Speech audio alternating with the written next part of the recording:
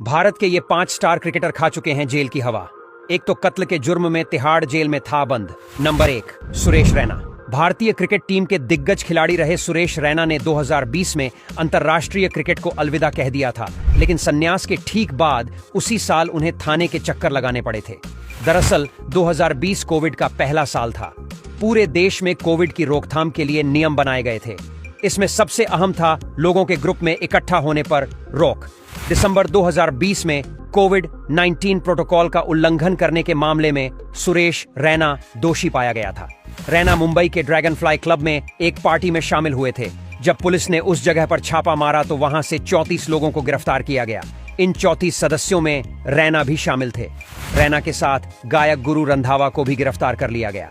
हालांकि पूछताछ के बाद सुरेश रैना और सिंगर को जमानत पर रिहा कर दिया गया। नंबर 2, श्रीसंत। भारतीय क्रिकेट टीम के पूर्व तेज गेंदबाज एस श्रीसंत का विवादों से गहरा नाता रहा है।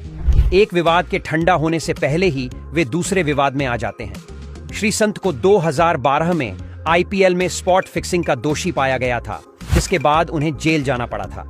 बीसीसीआई ने उनके क्रिकेट संबंधी गतिविधियों में शामिल होने पर आजीवन प्रतिबंध लगा दिया था। इस केस में श्रीसंत 2013 में 26 दिन तक तिहाड़ जेल में बंद रहे थे। दिल्ली ट्रायल कोर्ट ने 2015 में उन्हें स्पॉट फिक्सिंग चार्ज से मुक्त कर दिया था। सुप्रीम कोर्ट के हस्तक्षेप के बाद बीसीसीआई ने 2020 में श्रीसंत पर लगाया बैन वापस ले लिया। नंबर 3, नवजोत सिंह सिद्धू। भारतीय क्रिकेट टीम के पूर्व सलामी बल्लेबाज नवजोत सिंह सिद्धू पर 1998 में एक हत्या का मुकदमा दर्ज किया गया था। दरअसल सिद्धू किसी काम से पटियाला बाजार गए थे। पार्किंग को लेकर उनकी गुरुनाम सिंह नामक शख्स से बहस हो गई और गुस्से में उन्होंने एक मुक्का मार दिया, जिसकी वजह से गुरुनाम सिंह की मौत हो गई।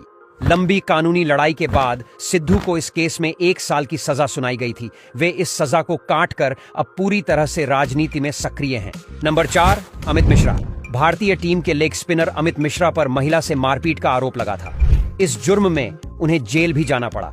बेंगलुरु पुलिस ने 2015 में एक होटल के कमरे में एक महिला से मारपीट के आरोप में अमित को गिरफ्तार किया था। हालांकि पुलिस ने पूछताछ के कुछ घंटे के बाद ही छोड़ दिया था। मिश्रा पर महिला पर हमला करने और चोट पहुंचाने के लिए भारतीय दंड संहिता की धारा 354 और 328 के तहत मामला दर्ज किया गया था। नंबर 5, विनोद कांबली। सचिन तेंदुलकर के बचपन के दोस्त और पूर्व भारतीय क्रिकेटर विनोद कांबली और उनकी पत्नी के ऊपर प्रताड़ना का केस लगा था। ये आरोप उन पर उनकी नौकरानी ने लगाया था। नौकरानी का कहना था कि जब उसने अपनी सैलरी मांगी तो विनोद कांबली और उनकी पत्नी ने उसे गाली दी है। इस वजह से विनोद कांबली के खिलाफ एफआईआर भी दर्ज हुई थी।